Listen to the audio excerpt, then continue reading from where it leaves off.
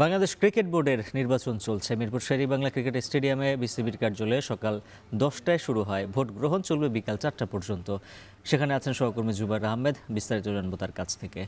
জুবায়ের, জানাবেন নির্বাচনের পরিবেশ কেমন দেখছেন? কাউন্সিলর বা পরিচালকরা প্রার্থীদের উপস্থিতি কেমন দেখছেন?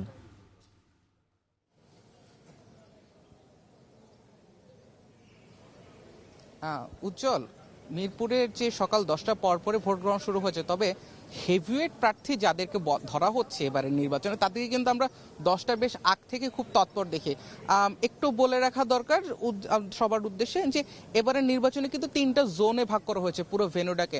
জোন 1-এ হচ্ছে মিরপুরের ঠিক এই পেছনের কার্যালয়টা, যেখানটায় ভোট গ্রহণ হবে। জোন 2-তে, যেটা ন্যাশনাল ক্রিকেট একাডেমি হিসেবে পরিচিত, সেখান থেকে মূলত কাউন্সিলররা তাদের কাগজপত্র রিসিভ করে তারা ভোট দিতে আসবেন, এবং জোন 3টা গণমাধ্যমের জন্য সংরক্ষিত।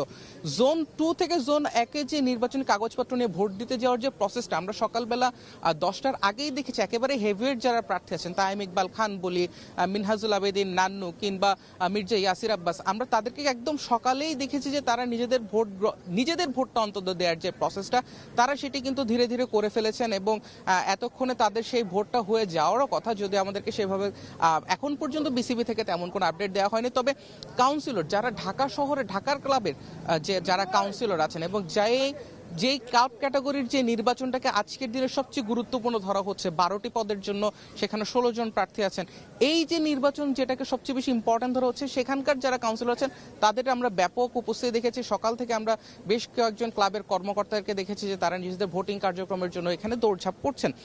আরেকটু জানিয়ে রাখি যে মোটামুটি বিসিবিতে 25 জন পরিচালক থাকেন, 23টি পদে নির্বাচিত হয়, 2টো পদ এনএসসি জাতীয় ক্রীড়া পরিষদের জন্য সংরক্ষিত। এই 23 পদের মাঝে ইতিমধ্যে এবারে নির্বাচনে 8টি পদের জন্য কিন্তু বিনা প্রতিদ্বন্দ্বিতায় নির্বাচিত হয়ে যান। ক্যাটাগরি 3 থেকে সিরাজউদ্দিন মোহাম্মদ আলমগীর বিনা প্রতিদ্বন্দ্বিতায় নির্বাচন হয়ে গেছে।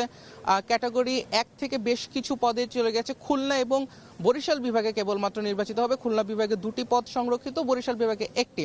আর এর বাইরে মূলত নির্বাচনটা চলছে ঢাকার ক্লাবের যে 12টি পদ আছে, সেই 12টি পদের জন্য ভোট গ্রহণ শুরু হয়ে গেছে। বিকাল 4টা পর্যন্ত চলবে।